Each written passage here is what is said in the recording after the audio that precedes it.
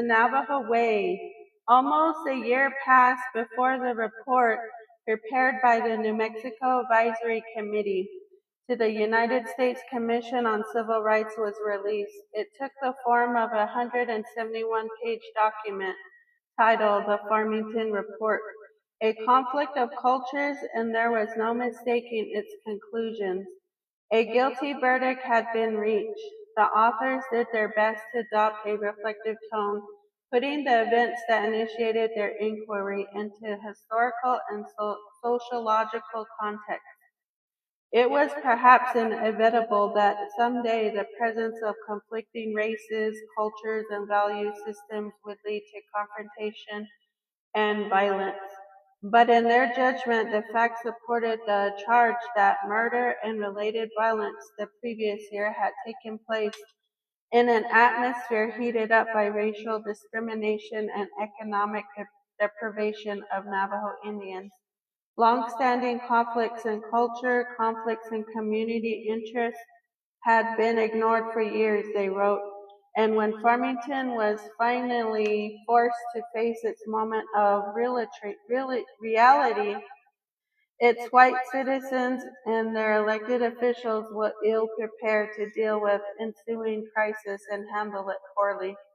The news coverage was extensive, appearing in major papers across the country. Not surprisingly, the report caused an uproar in Farmington, where it was praised by a few as a gospel truth, but damned by most as a pack of lies.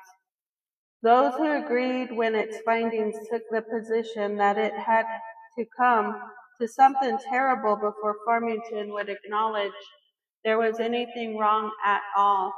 Then once it had BLOOD on its hands, all the town wanted to do was wash it off. And now maybe the community engaged in the kind of self-scrutiny that would transform the entire episode into a coming-of-age ceremony or story that brought Navajo and Anglo together on a higher level of human and cultural sensitivity and understanding. A seething Marla Webb, stung by the suspicion that critical comments in the report contained concealed accusations that he was somehow more responsible than others, spoke for the rest of the community, expressing the suggestion that they should be held accountable for the depth of anguish that existed among Indians in northern New Mexico. He countered quickly with a rebuttal, branding the report a collection of half-truths, innuendos, statements out of context, falsehoods, and unrealistic and illogical conclusions.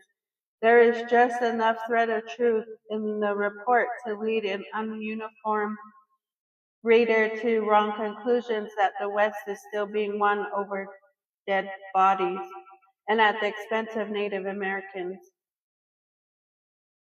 He proceeded to attack the credibility of the committee. What more you expect from such a beautiful job of staging and coaching handpicked witness? It was evident from the start that they came on the scene determined to justify prejudgment of the situation and would take any steps to see that a predetermined outcome was reached. And in a final attempt to slander his accusers, he characterized their bias. This is a typical example of how the ever-growing cancer of bureaucracy is dominating and directing our country and the lives of its citizens. The commission would appear to want to drag each of us down to the level of the lowest common denominator, and obviously is advancing the cause of socialism in this country. They associate the government fill all the needs of the individual rather than achievement through individual effort. This would be impossible to finance and completely contrary to the American way of life and the greatness achieved through the free enterprise system and self-achievement of the individual. In the end, he assured the committee members that Farmington had no intention of following its recommendations and would ignore the report. Here bears from the City Council and the Chamber of Commerce were followed closely by the editorial in the Farmington Daily Times, labeling the report a disservice to the people of the state in general and Farmington in particular, and calling upon New Mexico's congressional delegations to launch a full-scale investigation into the operations of the United States Civil Rights Commission into the New Mexico Advisory Committee and the manner in which the report on Farmington area was prepared. Public quarreling asserted the issue sustained high visibility, and shortly after the mayor reacted, John Foster Dulles II registered his profound disagreement. Very frankly, we are quite depressed at the mayor's reaction, he stated to the press. We saw this report as a very small stepping stone, a starting place, if you will. In most of its context, the committee took the moral high ground. This is a tool with which people can begin to right wrongs, and members said a way of engaging the people of Farmington and Navajo Indians in a meaningful dialogue on civil rights issues. But even though they likely like to say their report was written in hopes it would pave the way for improvement in racial relations, privately they knew it was unlikely. At a press conference asked for his assessment on the situation given Farmington's response, Sterling F. Black, the chairperson of the advisory committee, shook his head sadly. There appears to be little awareness on the part of the general population or elected public officials of the complex social economic problems, he said. And he warned that this could lead to further violent confrontations between young Navajos who are aware of the indigenous and injustices and want something done to better the situation, and establishment leaders who say there are no problems existing. People in this town get along very well with each other. There are no indignities, there are no injustices, and there is nothing to be done to remedy these complaints. Black ended by saying that he and other committee members feel this is a mistake. We feel that we are going to have to clash if the two forces continue to move on opposite directions along the same line. Committee member Gerald Wilkinson, who had expected no different from the mayor, was less circumspect. The mayor's upset because this is the truth, he declared. Then he acknowledged the contributions of members of the Coalition for Navajo Liberation, casting their struggle as a skirmish in the war of change from which they had emerged victors. This report confirmed that everything you said about discrimination is true. You were right, and the mayor of city officials were wrong. Wilkinson had prepared for this moment. Once we had everyone's attention, he read from a statement in which he attempted to place Farmington, its behaviors in the past, and its choices in the future in perspective. For many years, Indian people have been going to Washington with complaints to government officials. Many of the old photos show Indian chiefs posing the government officials in the Capitol. The old chiefs believed that if they just told the government about their problems, the nation leaders, being good men, would do something about them. History shows, however, that the public, when confronted with these problems in the old days, did very little. Today they are doing very little. It is very strange how the government spends millions to educate us, and once we are convinced of certain principles like liberty and justice for all, the government deliberately destroys them for us. Now another opportunity presents itself. The U.S. Civil Rights Commission, an agency of the federal government, funded by the taxpayers, has informed the public that all the charges of racism, discrimination, and brutality made by the Navajo people of Farmington and more are true. If the government does not respond, then the American education system that touches us about this country wants justice. and will act on situations of injustice once it is informed, is a lie. The Civil Rights Commission has shown in its report beyond question that Farmington is a racist and sick community which treats its Navajo citizens in many respects like animals. Farmington has been shown to be a blight on the state of New Mexico and a parasite on the Navajo Nation. Insecticides, sooner or later, are usually found to control blights and parasites. Whether what cares Farmington will be more violent or reasonable programs and sharing of power with Indian people is up to the city fathers. At the end of the report, the committee had listed recommendations it felt should be adopted to relieve and rectify the existing situation, but with little optimism that this would happen without federal enforcement. It forwarded the report to the full commission in Washington, D.C., which in turn passed it on those government agencies whose job was to make sure federal laws against discrimination were compiled for the action. Within the year, a number of lawsuits were filed by the Justice Department accusing the country and city of pursuing policies and practices which discriminated against Indians and ordering them to discontinue these practices and take immediate steps to correct the present effects of past discriminatory policies. Were red powers of darkness truly involved in this story was a curse, but on the three used by shamanic means had each finally come to a grievance, and because of the spiritual biddings of a Navajo medicine man, over the course of the research, these questions come to obsess me. The idea and aura of a supernatural court of appeals carried sinister but fascinating implications. And unless I came up with an answer that was personally satisfying, I knew the tale would be incomplete.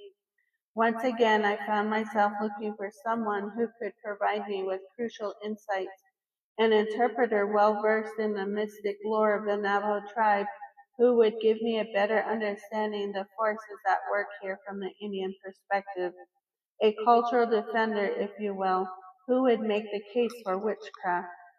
If indeed relatives of the victims had sought ceremonial redress,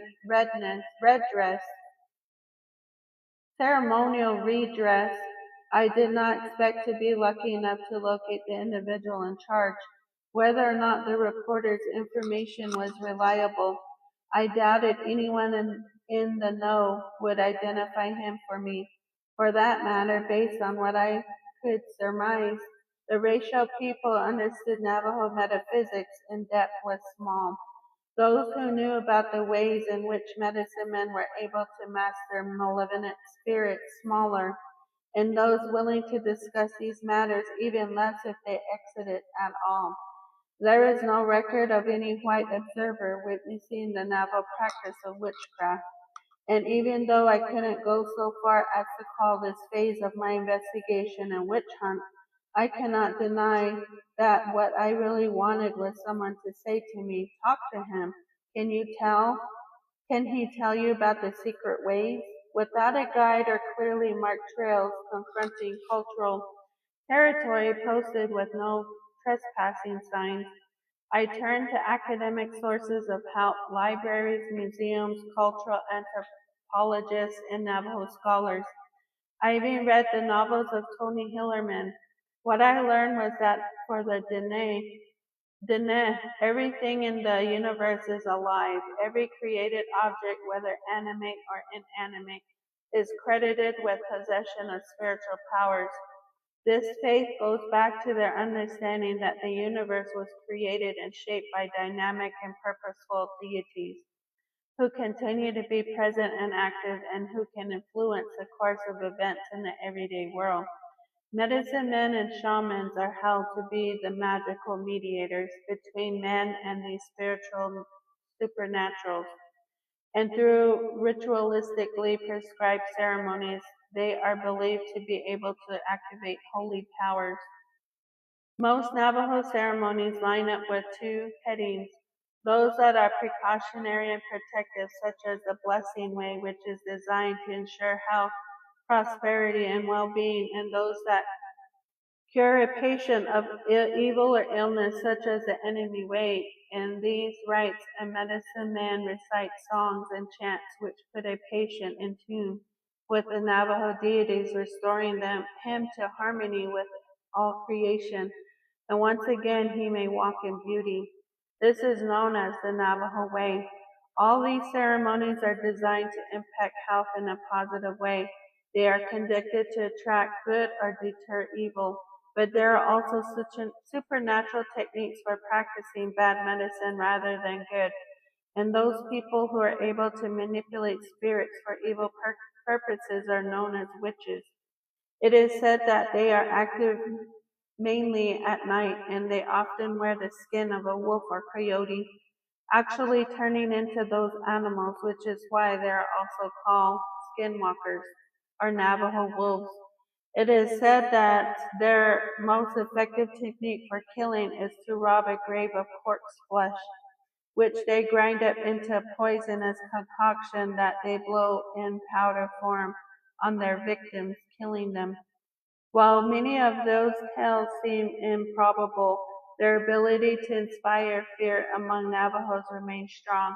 Even accelerated Navajos who have lost faith in the tradition approach to medicine are the reluctant to discuss witchcraft and other than generalities. Indeed, the individual who would eventually give my archival understanding updated energy made me feel that seeking an initiation into the mysteries of Indian magic and power could be dangerous business. Every Early one spring morning, I paid a visit to the old San Juan Mission Cemetery. There are those who have gazed across all of those wooden crosses staked in the sand among rocks and cactus and seen a bleak and haunting symbol of the Navajo tribal past, as whites have their boot hill memorializing the desperados of yesteryear. This they have said ought to be called Moccasin Hill, because it conveys some of the same grim dimensions of history and myth. Many of those interred here are also victims of the Wild West. But the truth of the matter is there's no famous Indian renegades buried here, and the only grave with the notoriety that I aware of belongs to Herman Dodge Benally.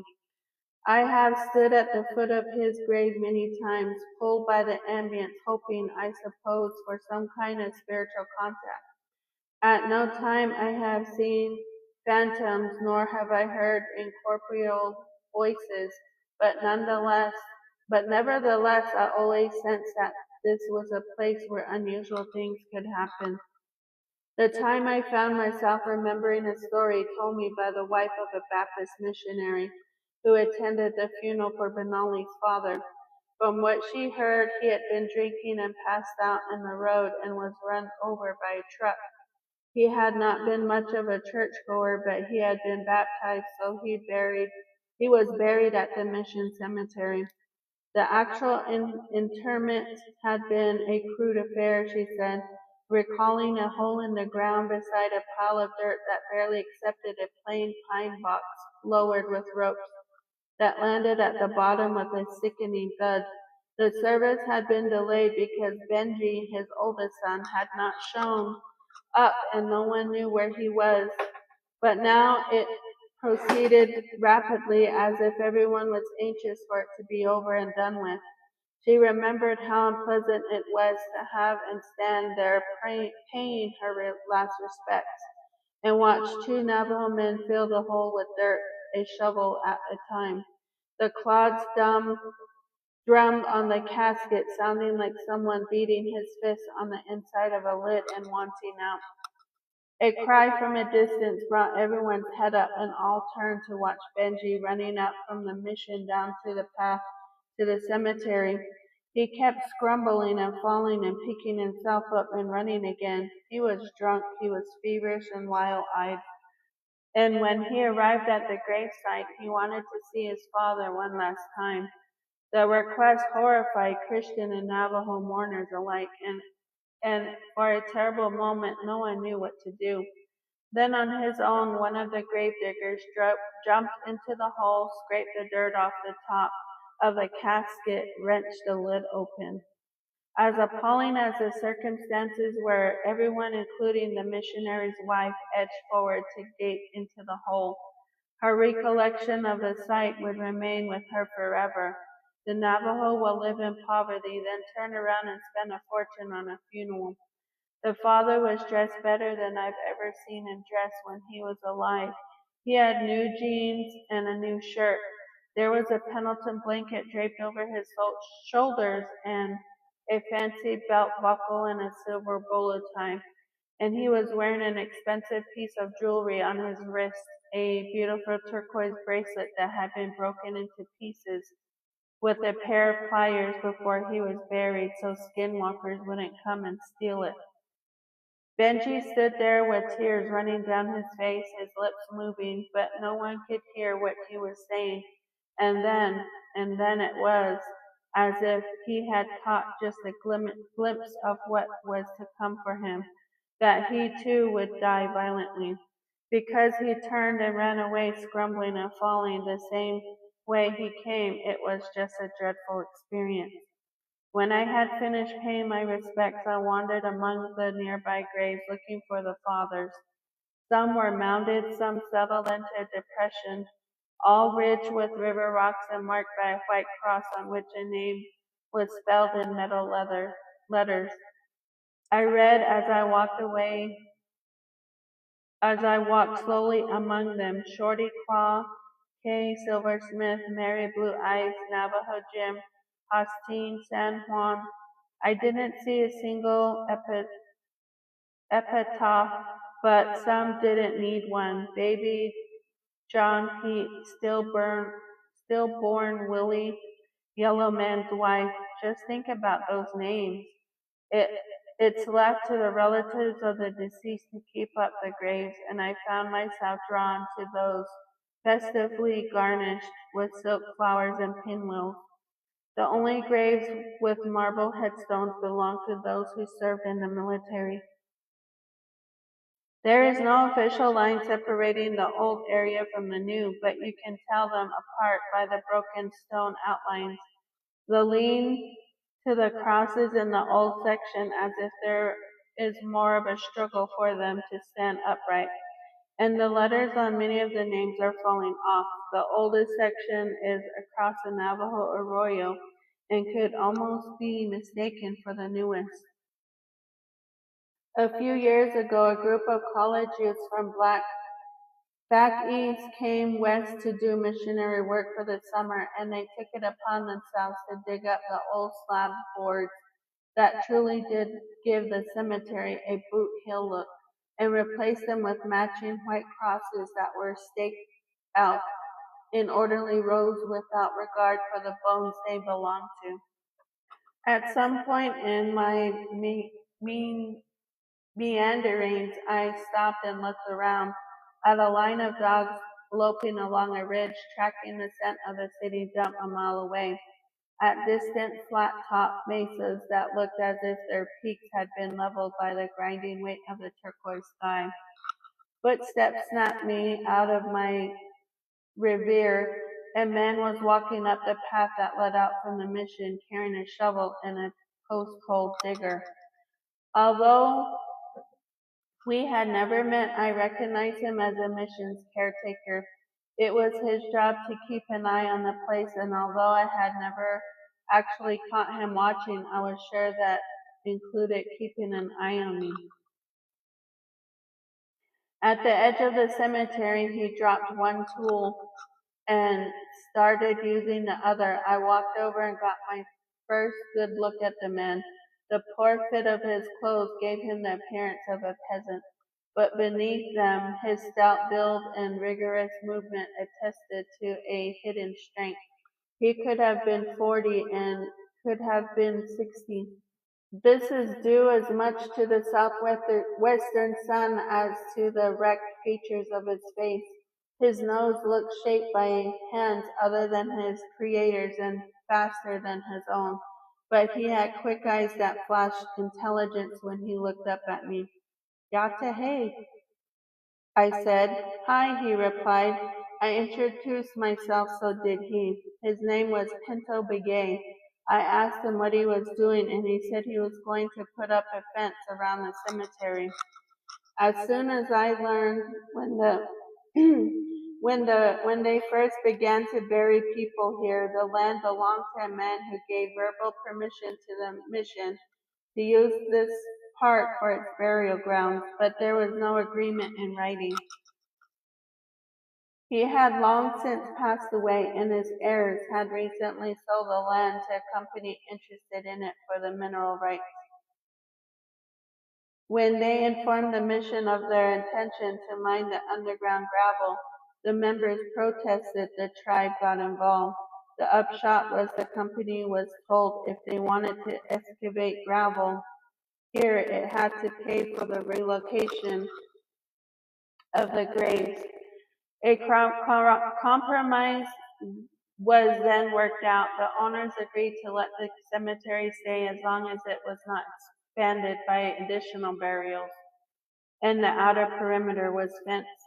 I looked toward a huge open gravel pit in the near distance where heavy equipment was taking bites out of the foothills and spitting them into dump trucks, and wondered how much of the activism, activism in 1974 could be credited for providing the experimental base form from which Navajo handles subsequent conflicts with Anglos. Well, now everyone will be happy, Pinto Begay said in a soft-spoken voice. And then, for no particular reason, I could tell he added, even the Navajo wolves. My glance revealed my surprise at his blithe reference to a forbidden subject. Oh, and why will they be happy? He emitted a quick little laugh before showing me a drawl, an sarcastic sense of humor that was out of the ordinary. This is their happy hunting ground. They came here at night and sit at the edge of the graves and sing up bodies. I stared at him. Do you believe that? He grinned, showing me great gaps where front teeth were supposed to be. Before he went back to his work, that's what I hear. I was aware that while Navajo will sometimes treat the topic of witchcraft with offhand, casual situations with whites, they tend to deflect discussion, so I had no great hopes when I asked him if he would mind elaborating. He looked at me with a curiosity I imagine was intensified by the suspicion I did not know how big an answer that request entailed. White people always want to know what they can't understand, he chuckled. It was a line that had the ring of refrain. I was certain it had been used before to put off anthropologists. It's because I want to understand that I'm asking, I said in earnest. After a pause, he asked, what is it you want to know? Figuring I had nothing to lose, I told him exactly what I wanted to know. If the kids who killed the Navajo Indians in Farmington back in 1974 were witched. The question did not appear to surprise him, leading me to believe he knew a lot more about me and why I was there than I was aware of. That's a little like asking a priest or clergyman to tell what was confided to him by a confessor, he replied. I felt lightheaded with anticipation, wondering if maybe this man was an apparition and I wasn't really having this conversation. I realize that, I said, but you asked.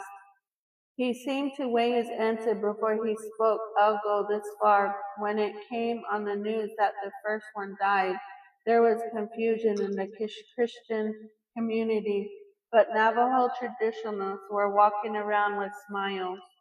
Over the course of the fall semester of his sophomore year, Cody Crawford's mental state seemed to deteriorate in large part, but in large part due to an obsession with the notion Indians were out to get him. He told fellow students he was afraid to travel alone, and whenever he drove away anywhere, he carried a club under the front seat of his Volkswagen. If they try to take me, he promised Aunt Amy McClung, I'm gonna take a bunch of them with me. Most thought his fears were of his own making, but they were also beginning to see Cody as a self-involved creepy and prime for therapy. Adding a religious dimension to his life had not cured him of his nasty ways. While he was capable of quoting scripture in class for memory on more than one occasion, he had repulsed classmates by telling dead baby jokes at parties. And it wasn't fun to be around someone whose morbidity included frequent references to his own unaliving. He would say things to the effect that he knew it was coming, things like, what's it matter? I don't have a lot of time left anyway. He even sent his parents an anniversary card that read more like a farewell note, thanking them for all they've done, asking them not to worry because better things were in store for him. The timing of the letter was as cruel as it was precedent. By the time his parents received, he was lying comatose in a hospital. A classmate by the name of Robert Ishmael was along when it happened. Cody was one of those guys that, well, kind of like an alcoholic. He doesn't want to help himself. You can't help him. I try. I could tell you stories you wouldn't believe. How many times I said, come on, let's do this or let's do that.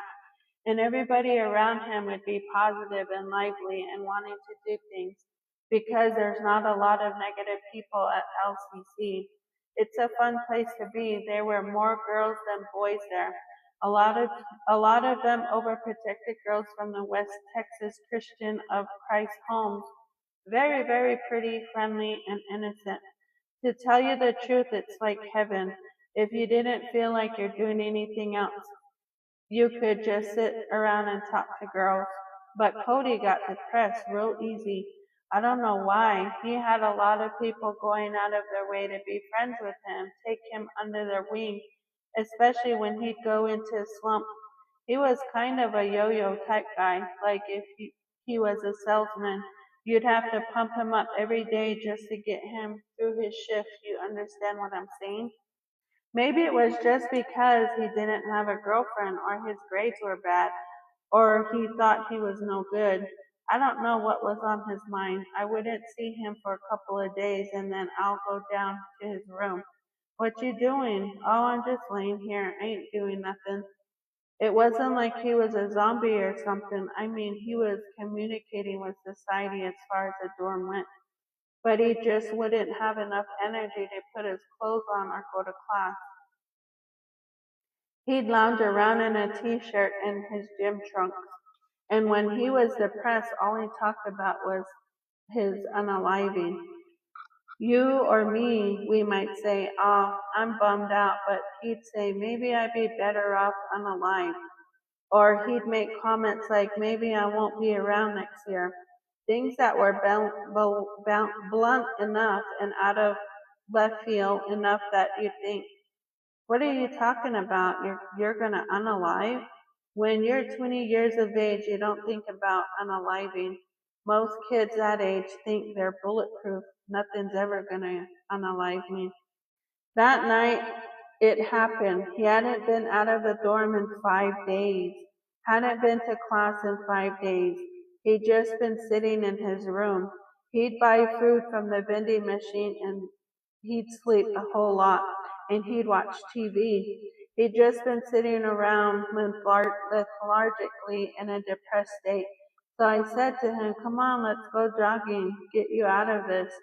We had jogged together before earlier in the year when I got him to running to lose some weight, but he had quit. Okay, he finally said. I was wearing a white fishnet shirt, red trunks, white shoes, and socks, and Cody had a blue shirt, blue shorts, blue socks, blue sneakers. As we left the dorm, we started to jog through a parking lot, and here's an example of the kind of things he'd say. A car was coming towards us. It was dark, and its headlights were on, and his headlights were on, and there was no reason at all to say something like this. I mean, I would never have thought of it, but he said, if you hit me, there's gonna be a big ketchup spot on you. Like he was talking to the car. That's just not something that would come out of the normal person's mouth. What in thunder? I thought. Where are you coming from?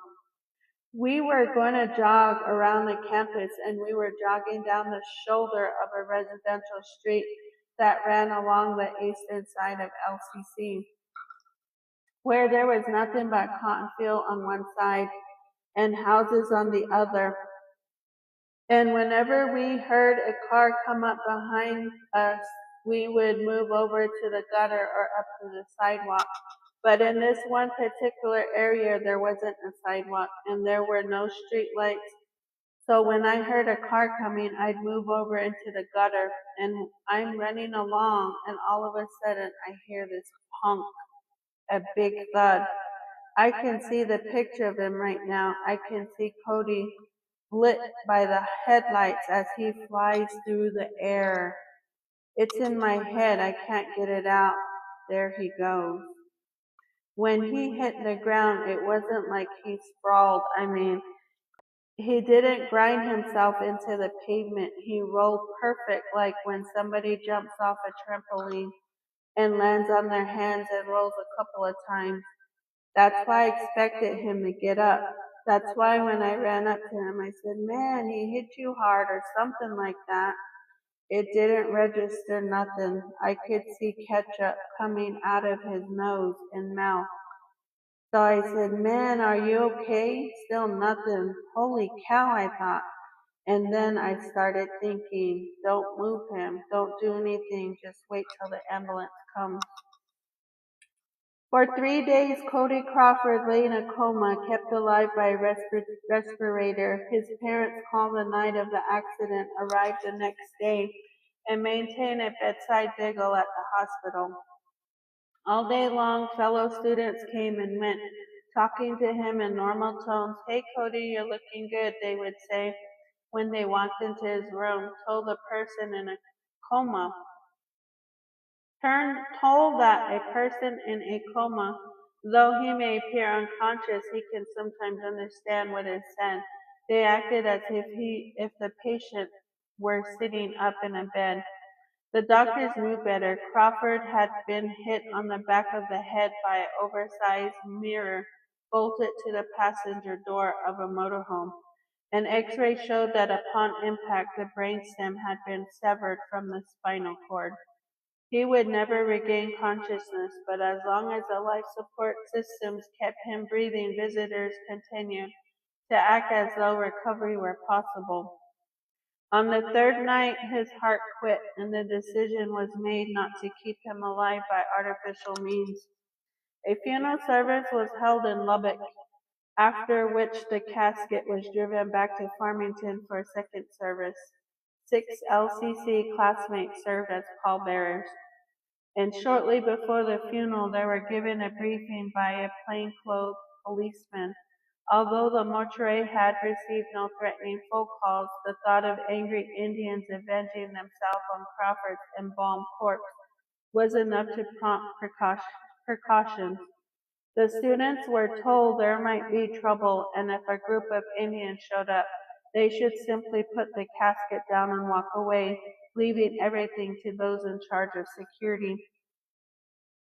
Nothing out of the ordinary happened, at least from the uninvited, but the preacher delivering the eulogy, Reverend Jean Renew, startled everyone when he departed from the traditional words of consolation to lecture the Crawford family. In attempting to account for how much brief life could include such violence, he seemed to be saying that Vernon Crawford was a product of his upbringing, and those who influence shaped him should accept a certain amount of responsibility for his fate. The matter of Vernon Crawford's fate would continue to be discussed in the months after he was buried in Greenlawn Cemetery in Farmington. Although the police had investigated the accident as if the circumstances were suspicious, when they learned Crawford believed he had reason to fear for his life and kept weapons stashed in his dorm room, in the end they concluded it had been a freak accident. The driver had been a local elderly man who said he never saw the jogger until he hit him. Others, however, were unable to accept that the accident was an entirely random event. Searching for an alternative interpretation, they said the Almighty has limits. If we sin and repent but are not going to follow through, or if we're going to go revert back to our old ways, God would rather take us out of this world and on to heaven. They were mostly Church of Christ friends who felt that Cody Crawford's fate had the ring of divine judgment, but there were Navajos who believed the same. Late one February afternoon, I stopped by the San Juan Mission in hopes of catching Pinto Begay in a conversational mood.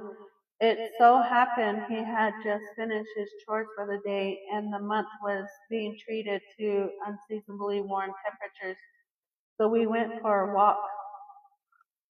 Following a dirt road that tapered to the path that led eventually to an arroyo winding among low rolling hills, we headed for the sandstone bluffs that floated like islands in the pale blue phantoms of western sky. At times I felt like a beachcomber, noting the way the wind-ruffled sand appeared to hold the goodbye wavelines of a receding tide, and tiny seashells and fossils scattered among the jackrabbit bones. But questing curiosity was unwavering and went directly for an elucidation of this tantalizing admission that when Vernon Crawford had been killed, it was seen by Navajos in the area as validation of traditional powers. Before answering, he seemed to want to put the emotion driving the Navajo response in a larger context, for he went to great lengths to remind me that the desire of a crime victim to find and punish the responsible party was a natural human reaction. Christians may talk about how forgiveness is a virtue. Vengeance is mine, said the Lord, and all that, but when you see them interviewed on the TV, standing on the steps outside the courthouse, they all want revenge. They want the guy electrocuted or sent to prison, punished to the maximum. That's human. Anyone who is a victim will feel better after some form of retribution. Navajo were no different in this regard, he went on to say, except for the way these emotions fit into the religious worldview. For the Navajo, the ideal is to live in cosmic harmony. As long as you stay in harmony with your creator, your family, yourself, you're doing all right. But if somebody interrupts that harmony, there is no forgiveness. The way a Navajo thinks, if he's had evil done to him, he has to get rid of the evil in order to get back in harmony with the universe. As if he thought maybe I was having trouble following the concept, Pinto Begay put it another way. If someone does you wrong, and I'm thinking the Navajo way now, if someone comes along and knocks your life cycle out of whack, you never just let it go. He has to answer for what he did. You get back at him, you even the score. Then after you have balanced out what he messed up for you, you get back in harmony within the rest of your life. You put your world back in order. I didn't say anything, for I was thinking about the Navajo concept of justice and how it compared to the eye for eye doctrine of law and order. Does that mean whatever is done to you, you do to him? Yes, but that doesn't mean you have to necessarily be the one to do it.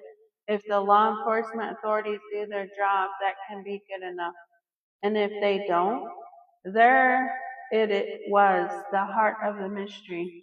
The scenario, as I put it together now, went this way. The slaves had produced disharmony. They disrupted order, creating chaos in human relationships. To the Navajo way of thinking, there had been no justice. The evildoers had not been made to pay for their evil acts. Some kind of action needed to be taken to rectify the situation. What was it? Traditional remedies, he answered. They resorted to ritual means to equalize this matter. You know this for a fact? I know it. At this point, Pinto Begay made an important distinction. He said that the traditional Navajo culture wrongs were settled by payment rather than revenge. An injured party and his next of kin were compensated in goods or services in an amount sufficient to cover the economic loss created by an offense.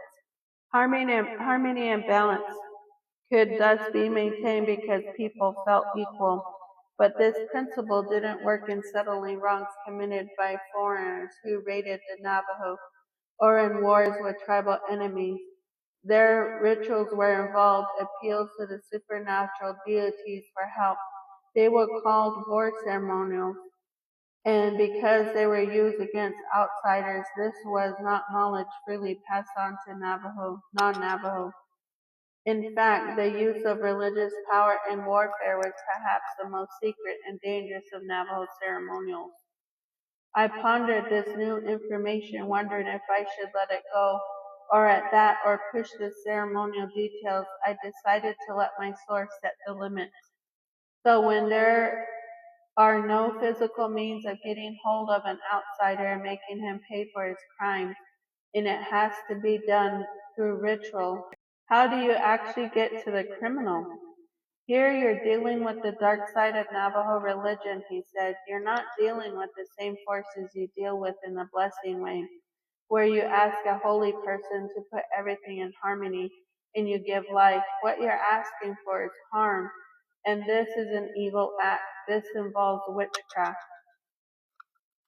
Peter Burke planned to kill himself by drug overdose.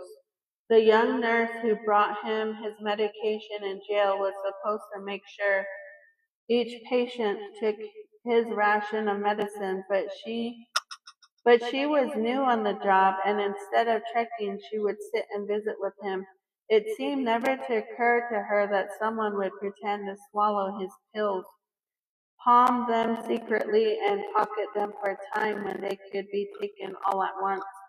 Ironically, it was her naive and, like for him, the very qualities that enabled him to collect a lethal dose that made it impossible for him to go through with his plot. He knew that after his body was found, there would be an inquiry and she would be found negligent.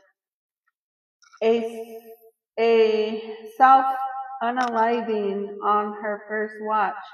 It was something she could carry with her forever, personally as well as professionally and uncharacteristically, knowing that if he did self-unaliving, he would leave her with the legacy made his unaliving uncomfortable enough for him to postpone. He hadn't thought about what she would do about the information, but it surprised him when he told her what he had been planning and gave her back the pills, and she went straight to her supervisor and turned him in. Perceived as a danger to himself now as well as society, they marched him to solitary. So instead of getting her into trouble, I get myself into trouble, he thought, as he once again found himself buried alive. Don't trust nobody was the moral he drew. You get fucked over every time. In his mind, the sex abuse charge was bogus, with the emphasis in his mind. He remembered the incident differently than the victims. About the circumstances, everyone was in agreement. He and a friend got drunk and went to an ice skating rink. At one point, he fell down, and two little girls, aged 11 and 12, laughed at him as they skated by. He got up and chased them, and what happened then he caught up with them was where his version differed.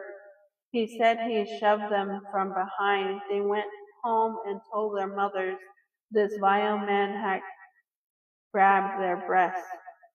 During his police interrogation, he denied the charge, saying, "If I did that, wouldn't I remember?" This after he had already informed them he was epileptic on medication, who had memory problems. His court-appointed attorney requested a psychological evaluation, and a profile was compiled by two psychologists whose specialty was SPX offenders. His attorney gave him a copy, which he read with curiosity.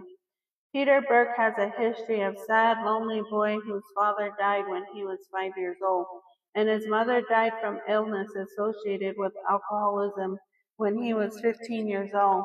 Left pretty much to his own devices, even as a small child, Peter developed into a loner who is often the victim of circumstances in which he finds himself.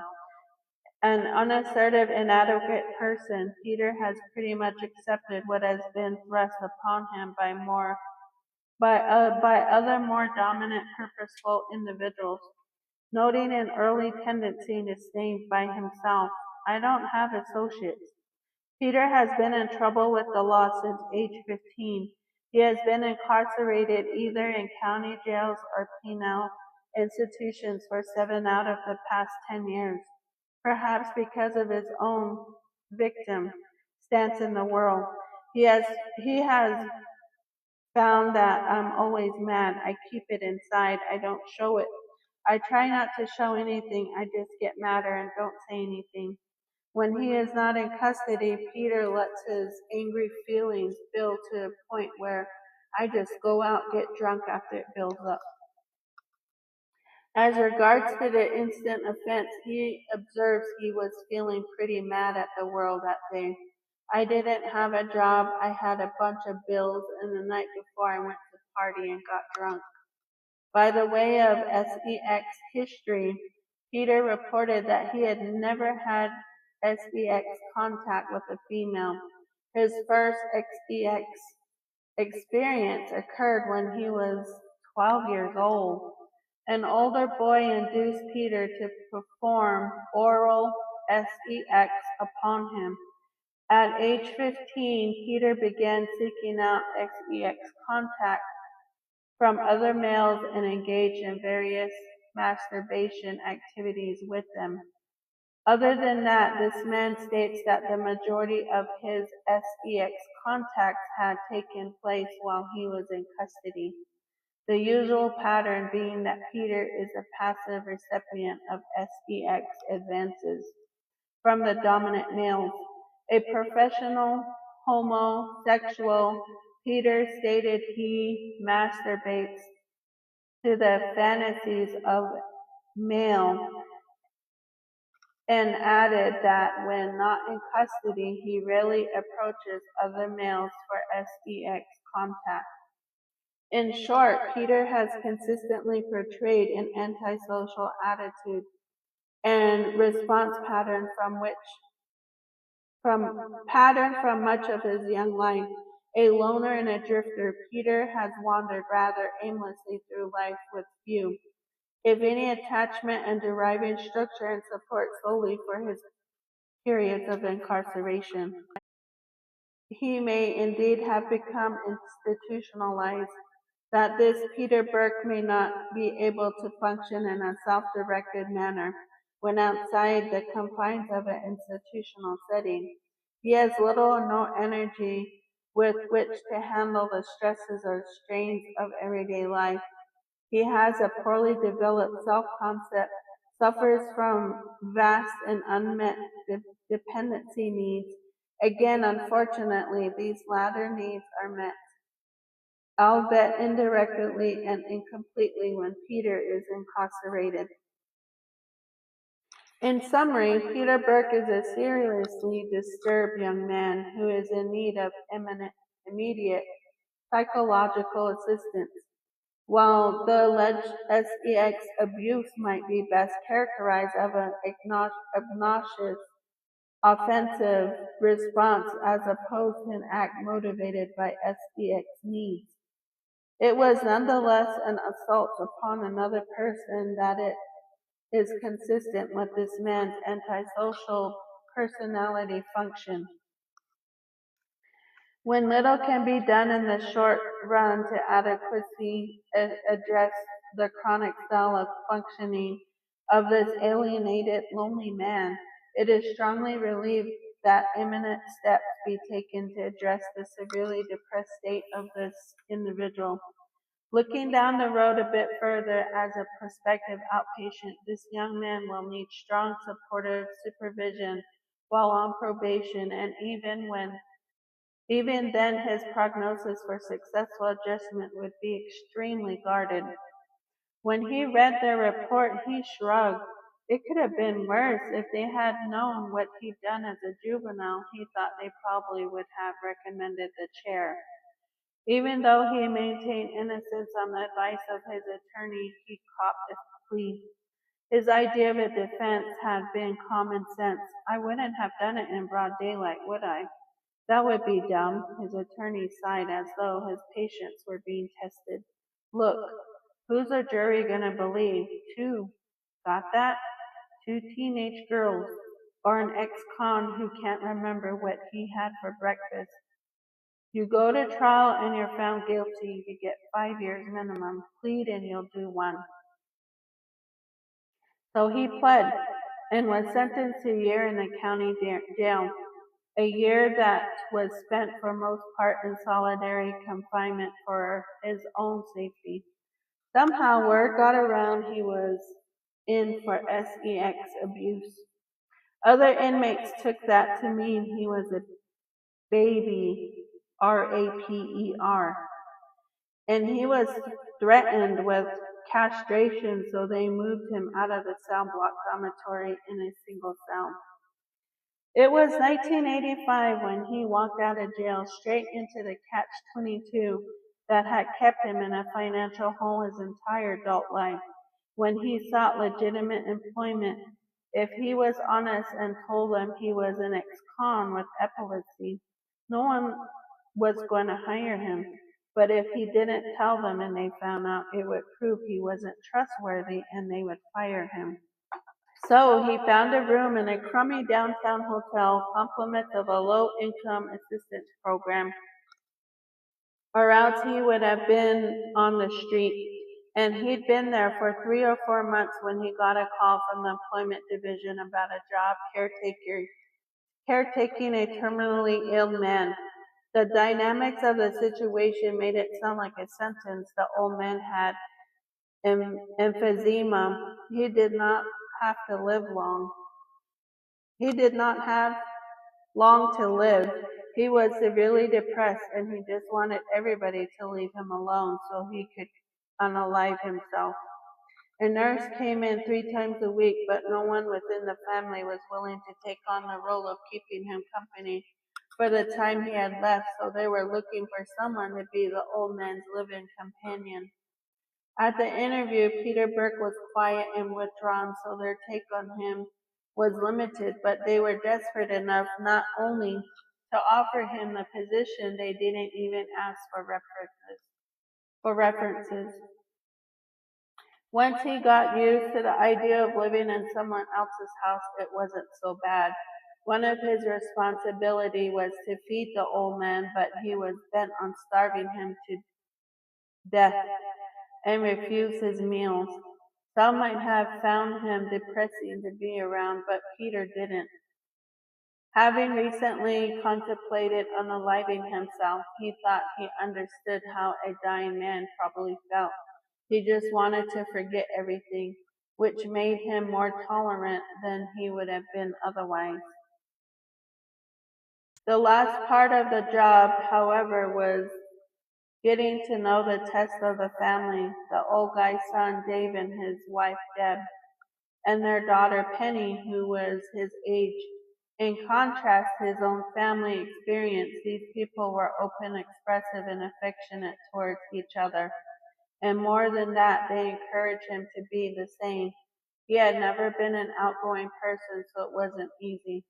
But the more time he spent around them, the more he loosened up and felt comfortable with his new way of relating.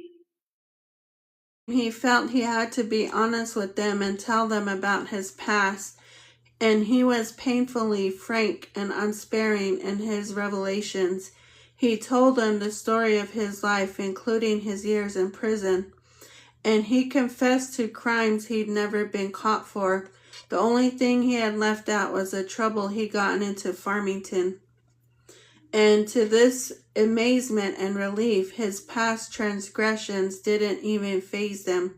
All that mattered to them was who he was now. Their acceptance ingratiated them to him, and to show his appreciation, he put himself at their beck and call. If they needed something done, anything was available. If they wanted an errand run, he volunteered, or odd job or favor. All they had to do was ask. By the time the old man unalived, there was a seat at the dinner table for him, as if he were one of the family. Certainly some of what they were expressing was gratitude for the thankless job he had done, but they also made him feel like he belonged. That feeling was actualized when they invited him to move in with them. Dave and Deb were property managers of a 150-unit apartment complex, and they needed a maintenance man to mow the lawns and do various repairs. If he was interested in the job, they would offer him the apartment adjacent to theirs and free meals and trade. Still unaccustomed to showing emotion, all he said was, okay. As comfortable as Dave and Deb were with the hired hand, the daughter Penny was ambivalent. She worked as a corrections counselor in a maximum security institution, and she recognized Peter Burke as a type. She'd seen a lot of men like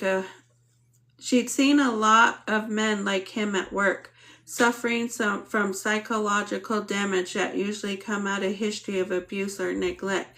They had difficulty forming relationships, difficulty maintaining employment and motivation, and lived day by day, rarely thinking ahead, rarely making plans. But there was also something about Peter Burke that endeared him to her. She saw how hard he was trying to fit in, and felt if she asked him to do something for her, he would just go about to the end of the world to do it. Obviously, marked by profound losses, probably someone who had never known the sustaining pleasures of work and friendship or the love of a woman. She was touched by his vulnerability, and her heart went out to him.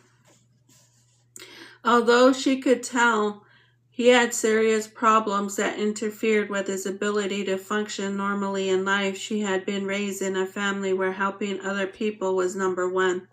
And so when an intimate relationship developed between them, she didn't question whether or not it was a healthy one for her. She was too focused on him. Indeed, as well as his lover, she became his mentor. She pointed out his lack of social graces. You're rude. You don't pay attention when people talk to you. You walk around with a scowl on your face. No wonder you don't have any friends. You never say you're sorry about anything. It was true. He never apologized to nobody for nothing. Someone didn't like what he did. Fuck him. It never occurred to him to say I'm sorry, but it never occurred to him that he was different from other people either. It was the way he'd always been. Not anymore, she told him. If he was insulting or inconsiderate, he was going to hear about it. And hear about it he did. She didn't let him get away with any nonsense, and she was ruthless in her refusal to let him play on her sympathies. She said she heard that shit at work all the time. Sometimes she confused him, like she tried to psychoanalyze him and attribute a lot of the way he was to his dysfunctional upbringing. But then when he did something she disapproved of, and he tried to use his childhood as an excuse, she'd say, oh no, you're a big boy now, you know better than that. Other times she pierced him to the core, like when she complained that she never knew what he was thinking because he never said anything, and explained that he never said anything because he never thought anybody cared what he thought. She just stared at him, tears welling, but he knew that running beneath all her comments and criticism was a genuine caring and interest in his welfare and an improvement. And that was a first for him. Their relationship lasted 2 years. It took her that long to realize she was playing the role of a caretaker. She was going to fix things, make him better, and in the process she had neglected herself. Trying to heal other people and make their lives well and happy fed only part of her, and she also had come to the conclusion that the relationship wasn't meant for the long run. Although Peter had made progress, she doubted he would ever be able to hold a job that gave him stability, and she was afraid he would become completely dependent on her. It was a painful decision for her. She knew she was his best hope and felt she was abandoning him, but for her own sake she put an end to it. He took her decision stoically, blocking out the hurt the way he had his entire life, but just forgetting about it. That was something that had not changed. Besides, even though he knew he would miss his relationship with Penny, as a matter of survival, what was most important to him was he continued to be accepted by her family. By now, he thought of her parents as his mom and dad, her grandparents as his too. His connection to the family was like a lifetime. Without it, he might as well be unalived. My first impression of Peter Burke was that he looked like someone in need of a blood transfusion. He was tall, gout, and thin-lipped. His eyebrows came together in a V that made him look perpetually cross.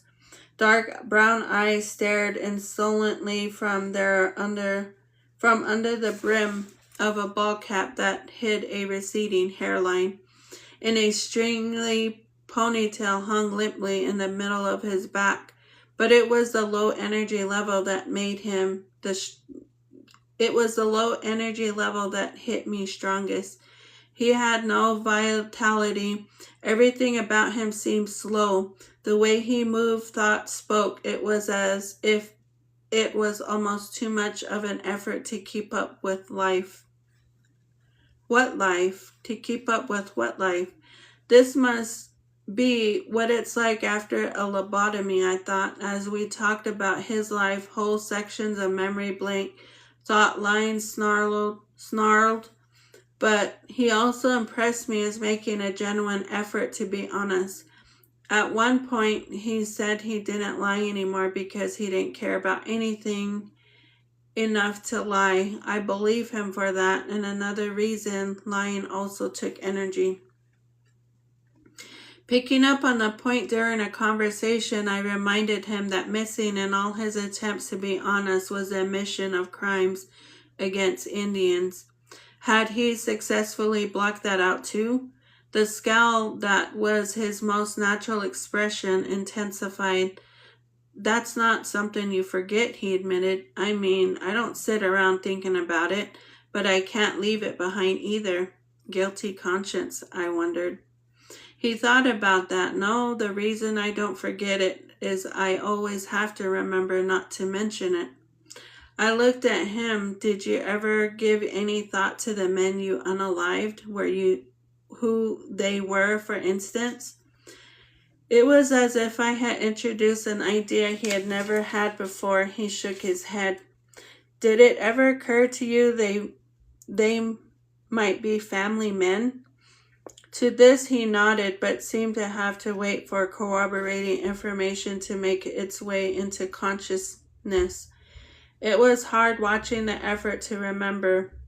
It was as if his mind were fumbling in the dark for a light switch, bumping into things. Finally, he found what he was looking for and said, while babysitting,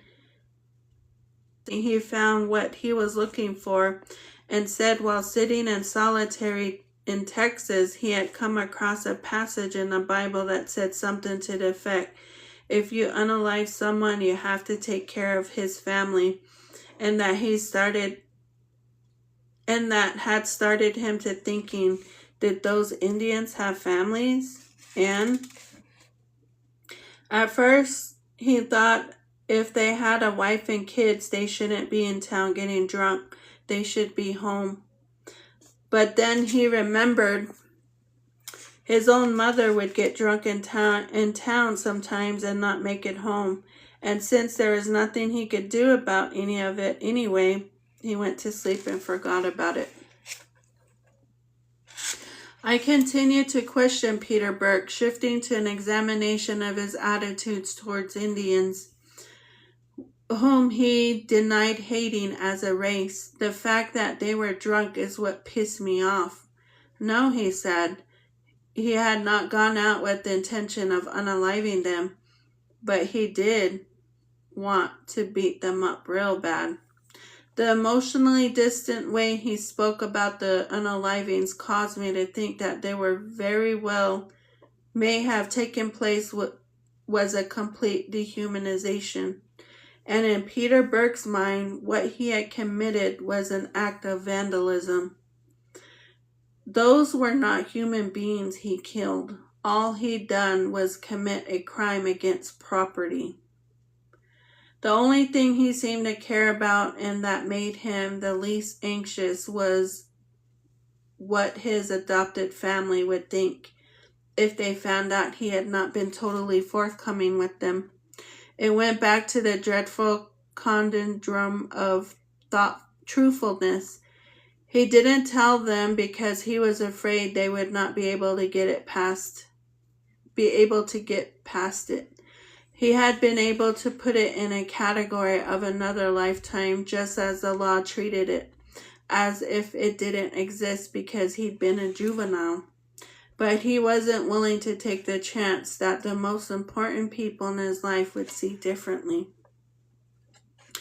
Other than a feeling of losing the support of his family, not much else seemed to matter to Peter Burke.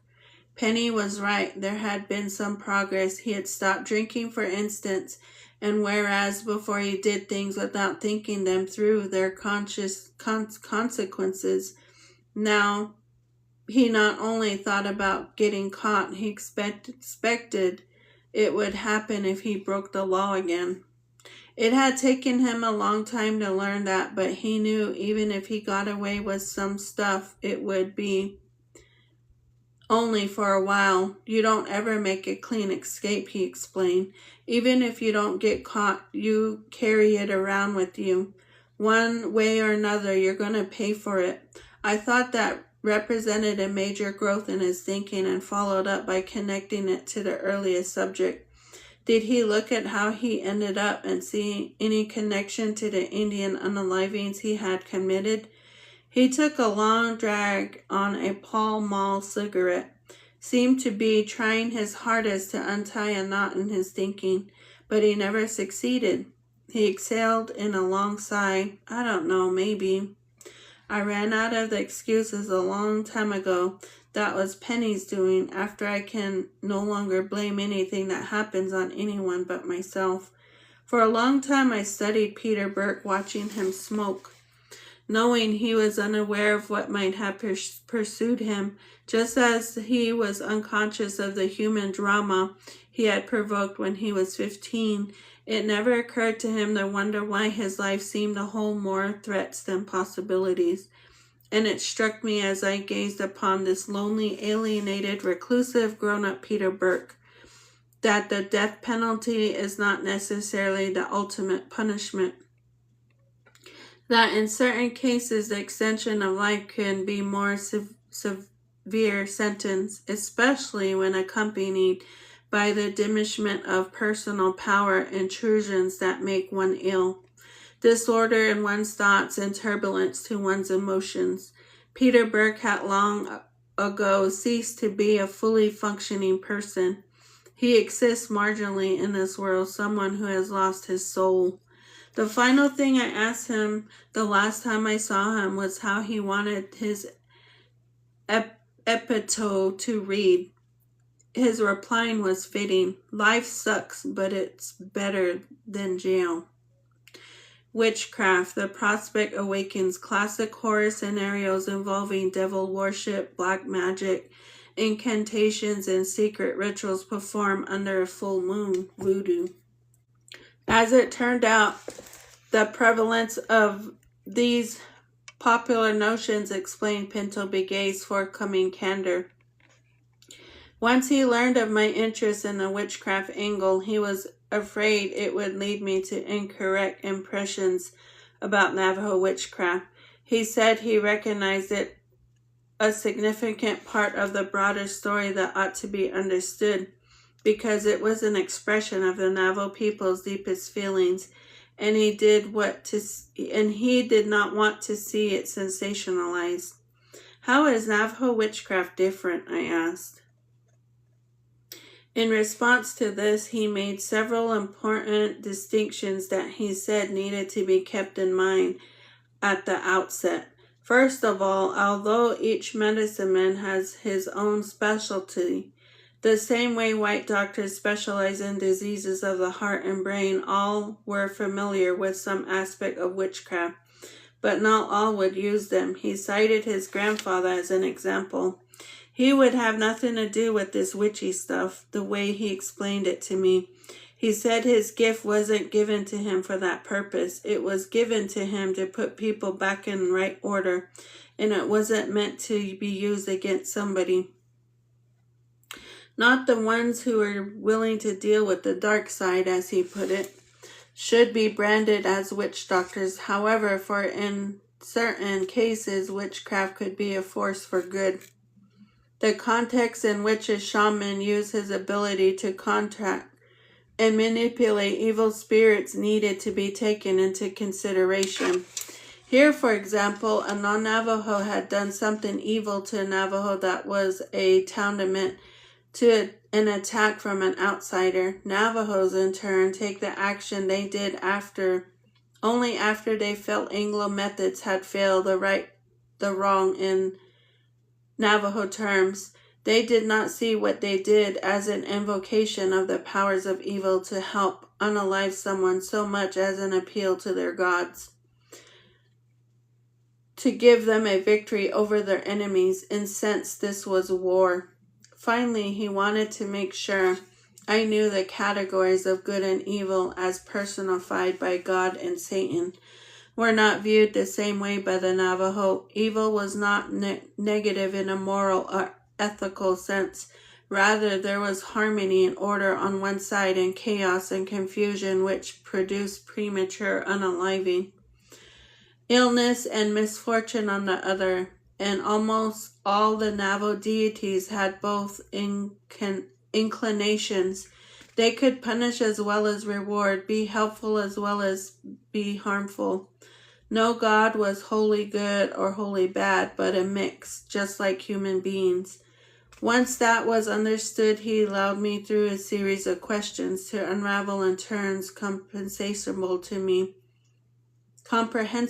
me the intricately nuanced process of witching someone. Is there a particular name for the ceremony we're talking about? No, he replied, reminding me that the seeing used in this case was a blend of war ceremony and witchcraft. Depending on the medicine man and how he figures it out, he will use different parts of different ceremonies. It's a ceremony. They don't name it more than that. Only one? In the ritual that involves witchcraft, you're dealing with evil spirits. There is always going to be bad stuff left over, so the first ceremony is usually followed by a blackening ceremony to get rid of the evil hanging around. I've read that witching part can take various forms, focusing evil thoughts, sprinkling corpse powder on a victim. Is that what happened? Everything goes into it. Thoughts count a lot. The medicine man will tell the victim's family to start concentrating on what they want to happen to that person, and he does his thing. Does that involve corpse powder? It's said that the quickest way to get to someone, but there are other ways. If you can get a hold of some of the victim's hair or clothing, that works too. But that requires a personal encounter. What if you can't get any of that? What if the individuals you want to target are impossible to contact physically? That don't matter. A spell can be cast. At this point, he told me about the sorcery side of witchcraft, by which a medicine man can target victims at a distance by chanting sorcery formulas over special charms. He said in this case, when nothing materially associated with the victim was available, his name would suffice. A person's name is more than a means of identification. It carries that person's power. That was why in traditional Navajo society, no one was ever called by given name. He was addressed by kin term or nickname.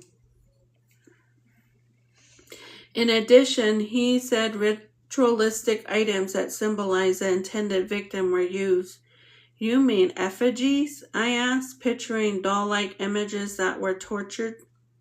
Sort of, he said. Described how a fist-sized stone was selected. On one side, the likeness of the victim to be which was scratched, while on the other side, a unalive symbol was etched. A graphic that represented a powerful and dangerous force. A line was then drawn connecting the two to the heart if the person was to die. Another line over the top connecting the unalive symbol to the head assured that the victim would realize before he unalived where the direction of his unaliving was coming from. In the working of these spells, he said, each sorcerer had particular powers that assisted him.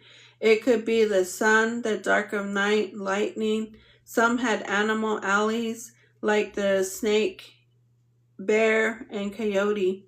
The final step in the ceremony, he said, involved the burial of the effigy in a grave, an Anglo grave if the intended victim was white, and sometimes with an object that represented the way he was to die, such as a car part if he was to die in an auto accident.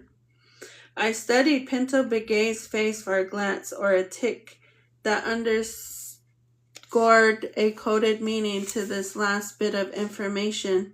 Did he know that Vernon Crawford had been killed in an auto pedestrian accident? Had a piece of car been buried with his effigy? He gave me nothing to add. Death is the outcome? He shrugged and smiled silently. So it said, but death isn't the only way it has to work. It can also cause injury and illness, misfortune and hardship. In some cases, it steals your shadow, takes away the living part of your strength, lives, and makes you foolish and weak. The idea is to bring you down. I nodded slowly, thinking about Peter Burke before asking about the sorcery formulas. Could he describe them more precisely for me? Here the ceremony rounded back again. It was favorite element, mystery.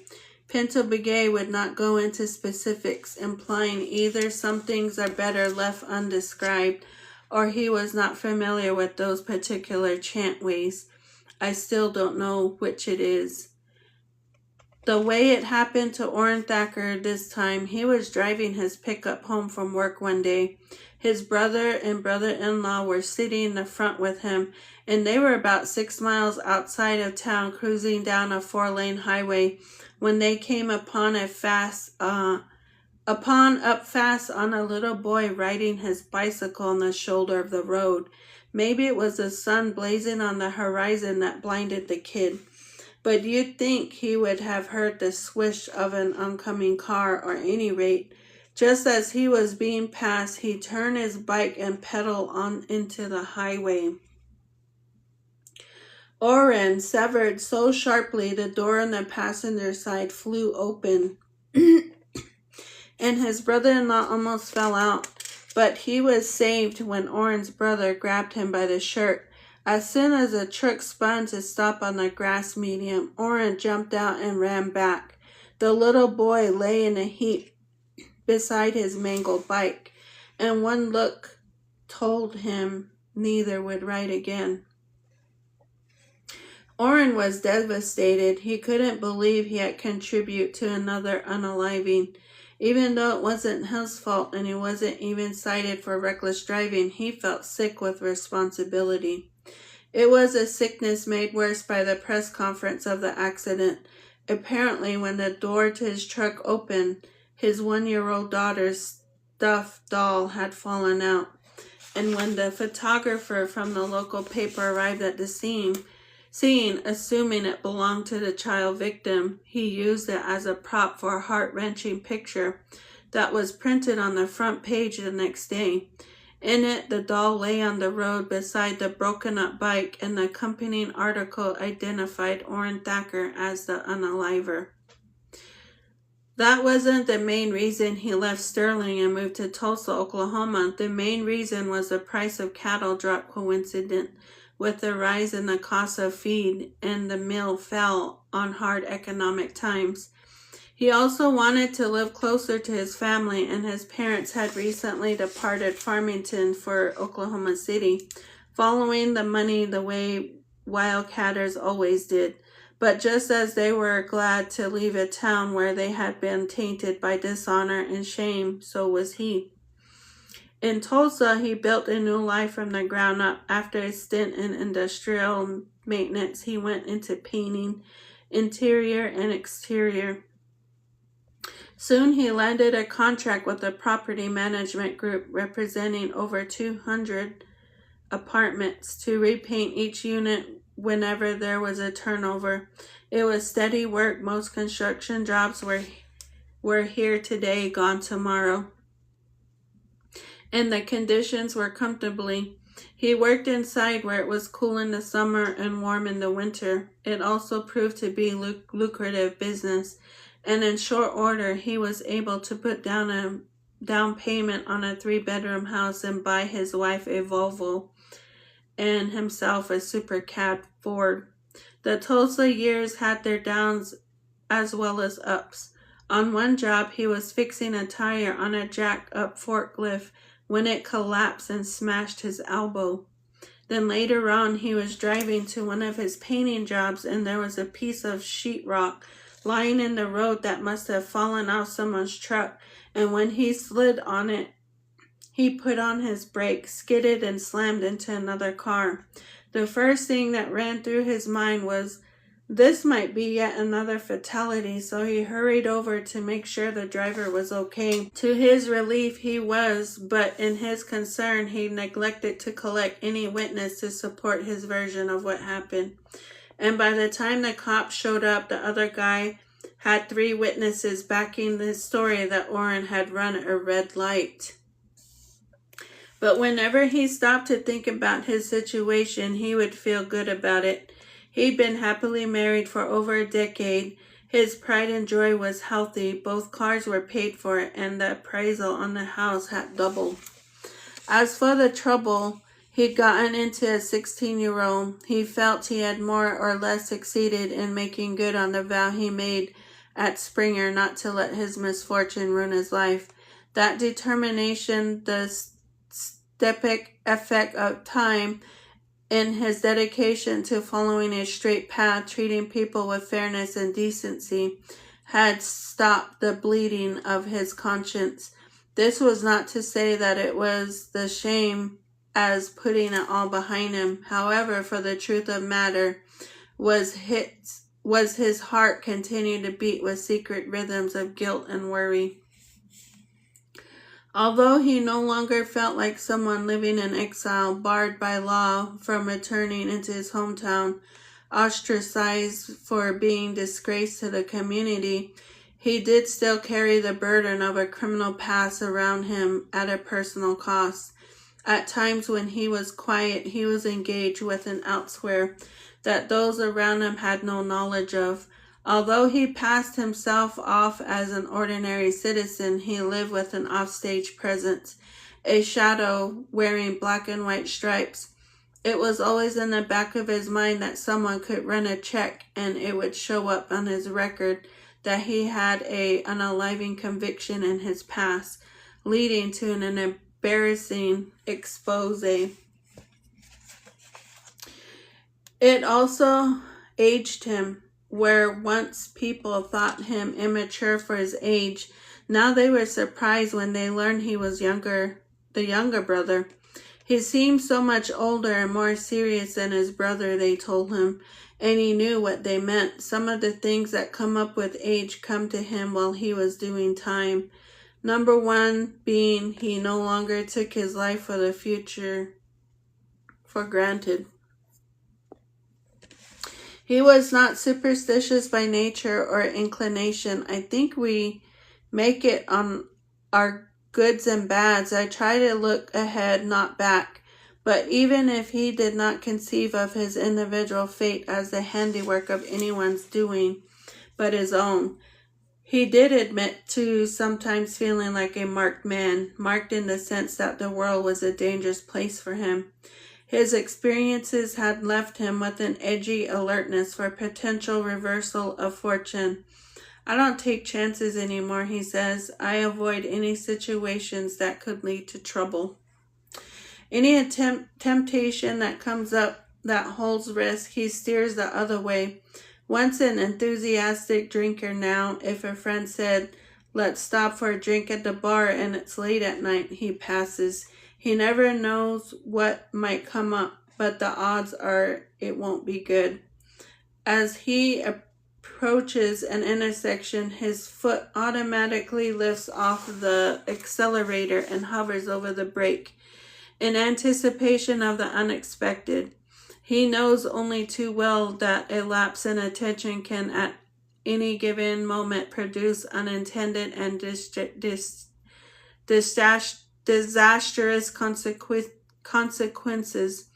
It happened before. Maybe that was to be his punishment. I thought during our last conversation, fear of the unguarded moment and constant vigilance. But when I asked him about his penance, he said something else. While continuing to distinguish between the natures of his involvement in Crawford's wacky dementia and Burke's inhumane indifference, he acknowledged that he had yet to pay his dues for his part in the crime. He went on to talk about two possible forms of vindication, each of which used his experiences to say something larger. One was to get involved in some kind of social work that would allow him to advise troubled adolescents as someone whose words carried the weight of lived experience. What I'd say is, when you brought up to know right from wrong and get old enough to go out on your own, then you gotta stand behind what you know is right. Don't let anybody talk you out of it. Be your own person. Don't let nobody think for you. Don't go along with somebody just because you don't want to think on it yourself, because shit happens fast, and before you know it, it can explode in your face and your life will never be the same again. The other, he said, was to give something back to Indian people that might better understand what's going on with him, and that it could turn other people away from participating in more of the random atrocities that strain their history. He closed by saying, "I guess that's why I'm talking to you." The opportunity to interview a Navajo informant who was knowledgeable about Native theories and philosophies, who was willing and able to articulate and translate them into terms that were meaningful to me, and who appeared to be intimately familiar with the events of immediate interest, provided the basis for further conversations with Pinto began. He never claimed he was actually present at the ceremony that was performed, and in fact he denied it, insisting, "I didn't attend because it was none of my business." He did admit to showing up at the celebratory feast held at the home of a relative of one of the victims after Vernon Crawford's funeral, however, and described how a sheep was slaughtered and mutton stew was served with fry bread. People came from afar and far did partake in the festivities, And at one point an elder spoke, saying, "What we set out to do has been accomplished. Everything that happened is in our favor." He likened the occasion to a Thanksgiving dinner. I had no way of knowing his denial was the better part of discretion, and he had been in attendance at the ceremony, but I do know at key points he spoke with such authority and particularity that it seemed he was providing me with the eyewitness report. It also occurred to me that even if he had been there, I doubted he would have said so. If I were in his place, I'm not sure I would have. But if I had no reason to doubt that Pinto Begay was being truthful with me, and nothing he said in answer to my questions or in explanation of events contradicted anything I had read or heard about Navajo beliefs.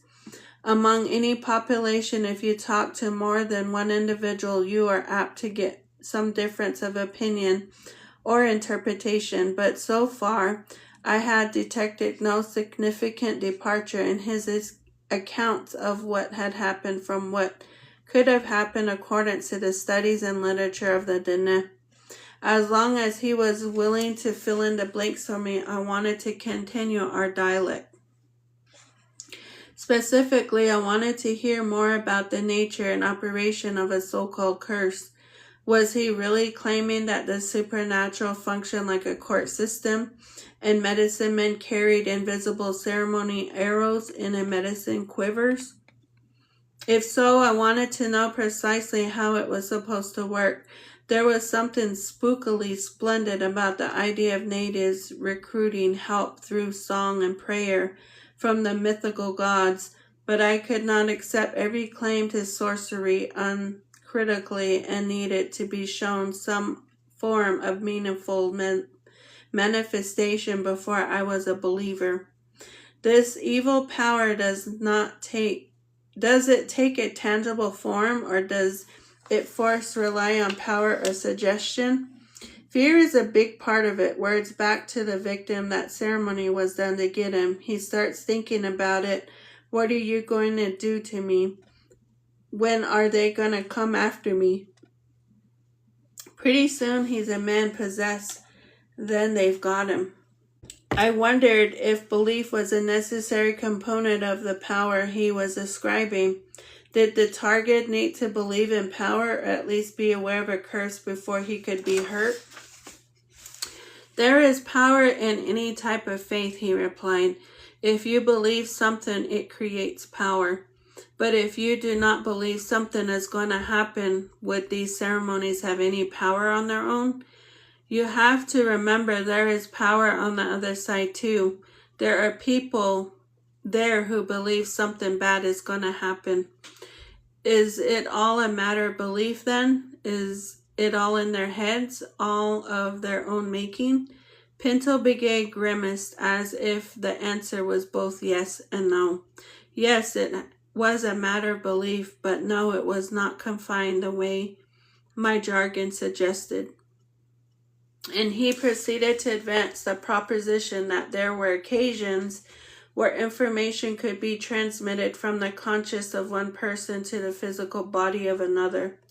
As I listened to him attempt to explain the metaphysical assumptions with which Navajos thought, and according to which they viewed events that occurred, I was struck by the fundamental difference between the nature of the world and the principles it operated by of that of my own. According to him, the Navajo believed that thought alone could be an impact on the structure of reality and causation of events, because an energy connected the mind to matter in a way that allowed the one to control the other. I had to think about that for a few minutes, and then I responded in an obvious way. I wanted proof, evidence of a direct line of provocation from the ceremonies performed to the fates of the slayers. How is someone supposed to know this is what happened? By looking at what happened. I mean, does the supernatural leave its signature? Pinto Begay laughed. He knew what I had in mind, if not scientifically accountability in the form of laboratory verification and reproducible results, at least plausibly objective support. And he shook his head and said he was sorry. I wasn't going to catch sight of the spirits. They did not announce themselves, did not leave a calling card, but there was no doubt in the minds of those with the right kind of vision when the hand of fate belonged to the holy people. With nowhere else to turn, I turned to the three boys' fortunes. But it wasn't 3 for 3. 3 Navajos died, but one only of the killer is dead. He gave me a so what shrug. Maybe it wasn't necessary for all 3 to meet a violent end for balance to be restored. Maybe a different ceremony was done for each. There's no telling what the medicine man did or what he wanted to have happen. I remembered the meeting with the medicine man who had seen a bear when he looked at the picture of Vernon Crawford, a deer when he saw Orrin Thacker's photo. Could the Hatathli who did this witching ceremony have peered into a glass of water or crystal, seen the heart and soul of each, and administered punishment according to what he saw? A medicine might do that, Pinto Begay replied. So justice may not have demanded 3 lives for 3 lives. It might have been meted out according to the character of each one's crime. Pinto Begay nodded. That could be. At this point, for the first time, I told him what I knew about what happened to the 3 boys. I said that Crawford, whom I perceived to be an instigator, was unalived. Burke, who had been able to inflict human suffering without flinching, was more than halfway there and diminished by spiritual annihilation. And Thacker, who admitted complicity but denied guilt, seemed at times to be caught in misfortune web and privately contemplated ways of atoning for his past. Pinto Begay squinted pensively. I think this is the first time he ever heard about the 3 fates, but he did not appear surprised. It's possible the medicine man saw there were degrees of evil here. So he went for the leader first to make sure he would never cause it again. He crippled the second, and as for the third, he didn't get off free. Maybe the spirits are taking care of him their way. If that were the case, I asked, in your opinion, would justice have been served? He took his time answering. That would be justice the Navajo way. Then the universe could be put back in place and those who suffered restored in beauty.